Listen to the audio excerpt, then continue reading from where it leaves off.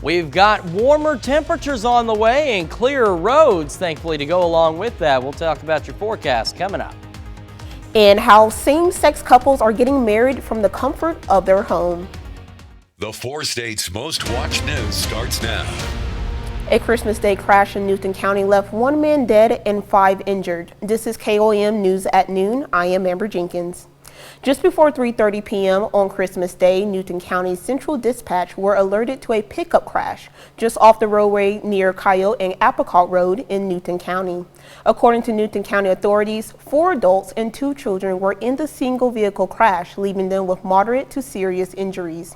The 63-year-old driver, Samuel Mitchell, was rushed by ambulance to Mercy Joplin, where he died an hour later. Earlier Monday morning, Newton County authorities responded to a single car crash near State Route NN and Dutch Elm. The car was driving east on Dutch Elm and left the roadway, hitting a guardrail and then overturning. No one was injured. Authorities say they will be replacing the guardrail in the coming days, but for now, use caution through the area. The guardrail will be marked for caution. If you already taken down your Christmas tree but aren't sure what to do with it, the city of Joplin has 3 collecting points for discarding. Starting yesterday and running through January 31st, you can discard natural trees at the following locations: Humphrey Park on Ithaca Street in the Royal Heights area, McIndoe Park at Glendale Road and Jackson Avenue. Place the trees in the southwest corner of the parking lot. And the Public Works Center at 1301 West 2nd Street. Just look for the Christmas tree drop-off sign. People are welcome to pick up the trees to use for fish habitats. Joplin City staff are taking the trees to the city processing site to be chipped. Yeah, we've had a pretty decent start to our day. It was a little bit chilly, but we are going to continue to see temperatures climb. Skywatch Storm Tracker has been clear throughout the day, and the other nice thing is as the day goes on, the roads are clearing, and most of them are already clear, which is also great news because it's been a while since we've been able to have completely clear roads across the area, and both MoDOT and KDOT have been showing clear roads, which again, we're all pretty happy about.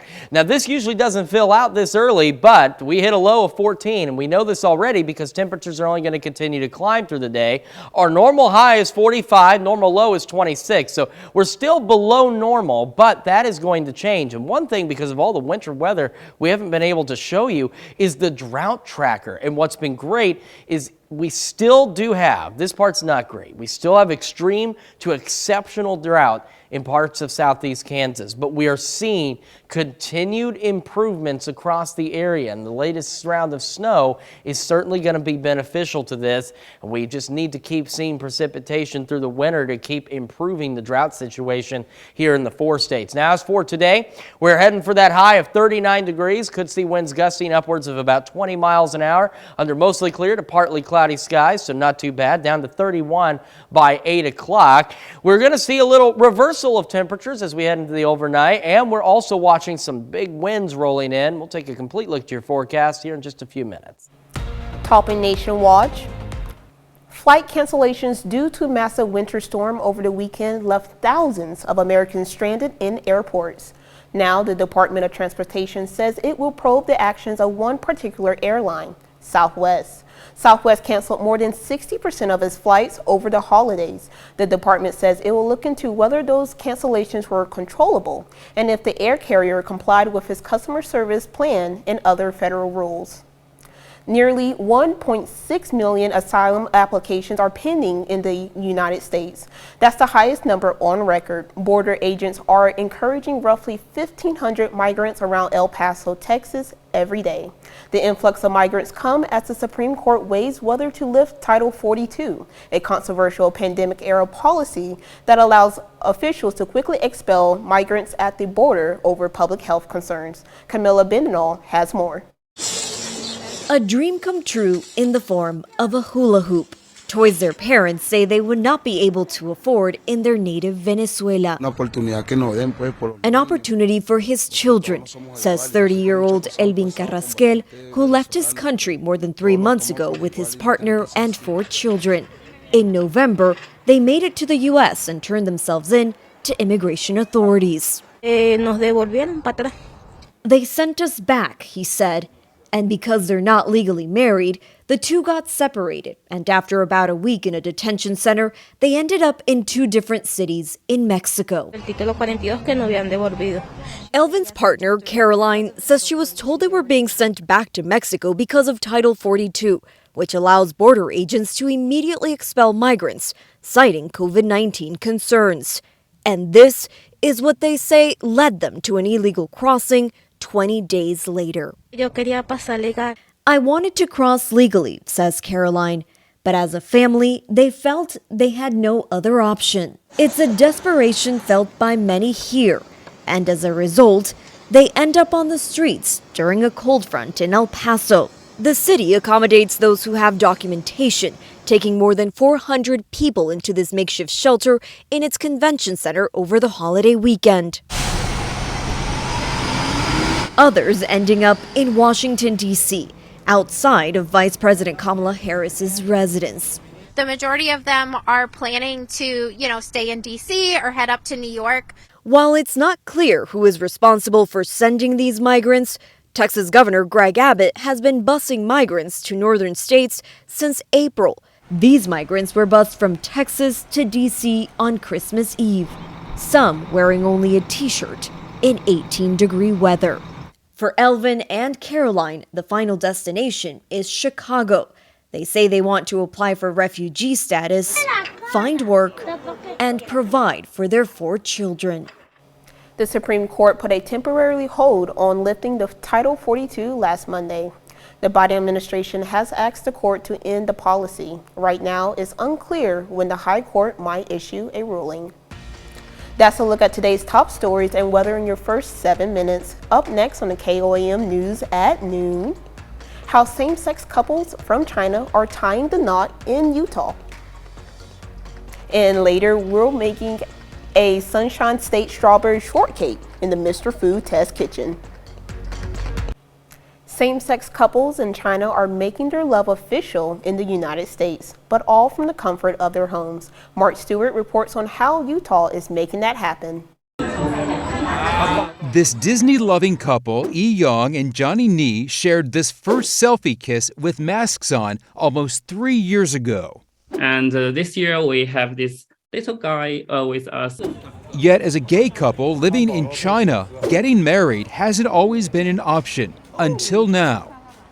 In October, the couple tied the knot in a virtual ceremony from their home in Shanghai. Congratulations. Thank you. Thank you. Wow. So just one piece of...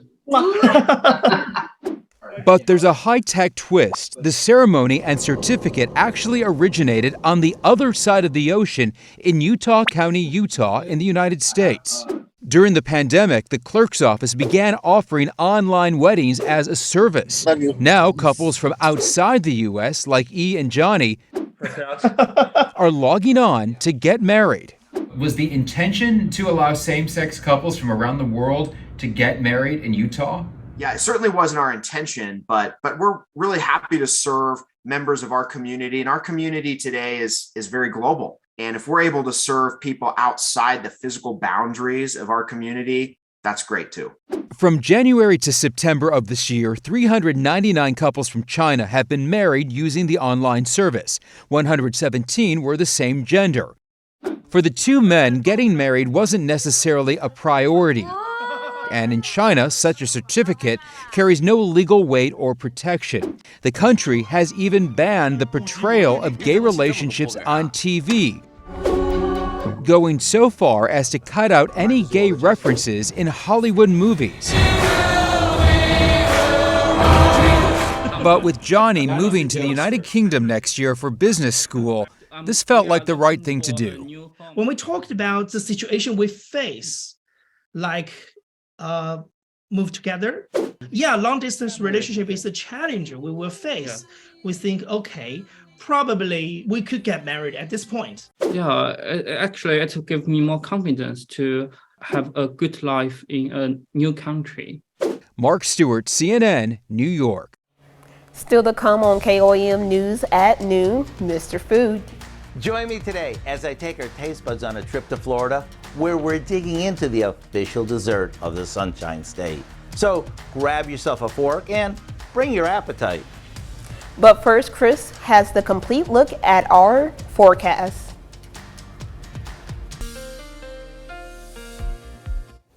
Well, Skywatch Storm Tracker has been calm for us, which has been nice, and we are starting to finally see temperatures improve across the area, which is also nice. You can see we've had some passing clouds out there, but thankfully nothing too crazy to deal with, and it's going to stay that way for a while, but there are a few crazy elements that we're going to have to deal with. Now, one of the nice things is we've been starting to see significant road improvements out there. Both MoDOT and KDOT reporting mostly clear, if not completely clear roads. So even though we still got some snow out there on the grassy areas, as temperatures continue to rise, that'll clear out and roads are finally looking good across the area. Now in the short term, temperatures today again will warm up quite decently, not super warm, but better than what we've seen. And as opposed to yesterday where temperatures dropped through the day, they will rise. And then take a look at the wind arrows coming out of the south. That's going to help usher in some nice warm weather over the next few days, but it's also going to usher in something else associated with that wind that's not going to be so nice. So for today, still looking at a high right around 39 degrees, while partly cloudy to mostly clear skies throughout the day. And for the afternoon, we could see wind gusts pushing about 20 miles an hour or so, and that's going to be nothing compared to what we're going to see later today across the area. And by later today, I really mean overnight and into tomorrow morning.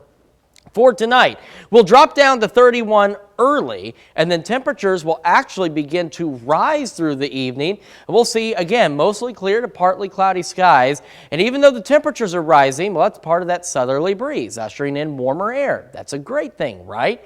Well, the only problem is that southerly breeze is really going to kick up late tonight and into tomorrow morning, which we can show you on the future gust tracker. So as we head into tomorrow morning, this is Wednesday by 3 a.m., you can see wind gusts pushing 40, 50, potentially, I think it might be going a little overboard here, but potentially reaching upwards of 60-mile-an-hour wind gusts as we head into early tomorrow morning, and that alone could bring down small branches or small tree limbs and could lead to some power outages across the area. So just be prepared for that. Even though the weather's going to look nice, the winds will not be cooperating, and it's going to stay gusty all throughout Wednesday into Wednesday night, even into Thursday early morning. Still winds pushing maybe 40, 50 miles an hour. It won't be until Thursday evening and afternoon that we actually start to see things clear out in terms of the wind. And then in terms of long range, the good news is over the next several days, as you can see, we continue to warm up. We hold on to that south breeze. Rain chances Thursday looking to stay east of us for now. As we head into Saturday, New Year's Eve, the potential for some showers is there. That'll clear out preferably, or it looks like it'll be before it's time to celebrate the new year. But then as we head into Monday afternoon, we see additional shower and thunderstorm chances. Up to 53 tomorrow, 60 on Thursday, 56 by Friday. Again, maybe some showers possible on New Year's Eve day, 53, 55 by Sunday. And as we head into Monday, again, highs getting close to 60, but we're also watching some additional thunderstorm chances as we head into next week. We take this time to honor today's four-state hero. Petty Officer Patrick Buzzard served in the Navy from 1990 till 1991 in the Persian Gulf during the Desert Storm. He was awarded the Navy Commendation Medal 4 times. Patrick Buzzard, we thank you, our four-state hero.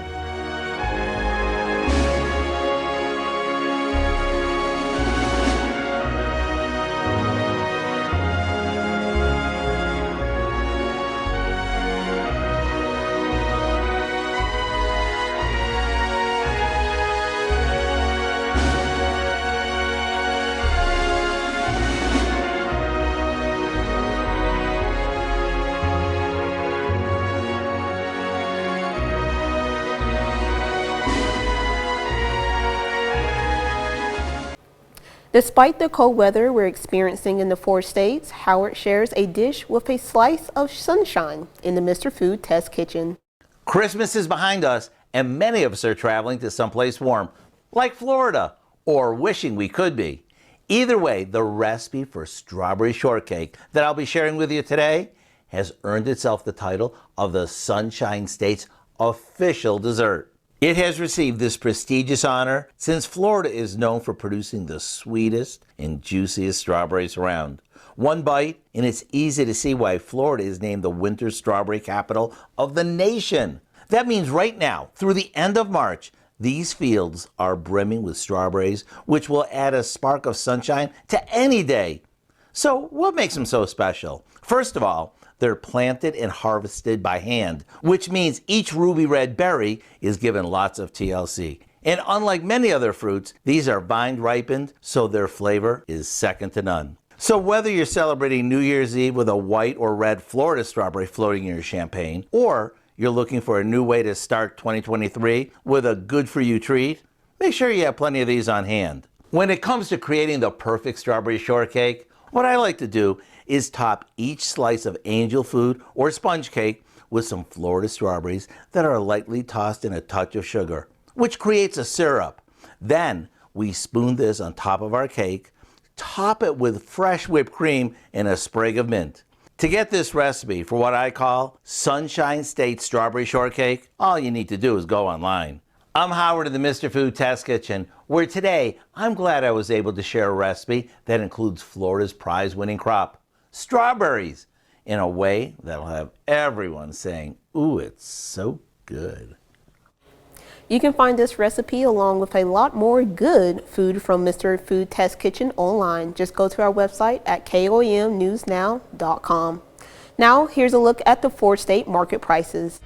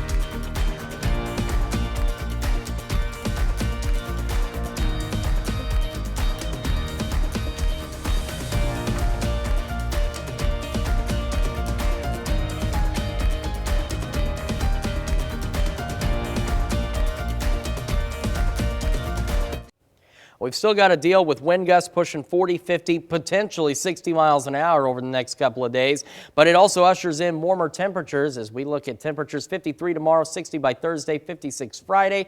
Maybe some showers New Year's Eve day, 53, partly cloudy New Year's Day, 55, and watching some shower and thunderstorm chances as we start off next week. Dow, what's coming up at 5? A lot at 5. For starters, experts are predicting COVID-19, influenza, and RSV will make a strong comeback at the end of this week due to people gathering for the holidays. We're going to show you how some families are dealing with medication shortage and what doctors say parents can do to help their children feel better. That'll be in Health Watch. Plus, from inflation to interest rates to gas prices to the housing market, it's been a rough year for consumers as we look back at the ups and downs in consumer and business news. And employees in Missouri might soon see an increase in their hourly wage. It'll be beginning on January 1st. Hope you join us for those stories. A lot more KOAM News at 5. Nice. Thanks for joining us at KOAM News at noon. We'll see you right back here at 5 o'clock.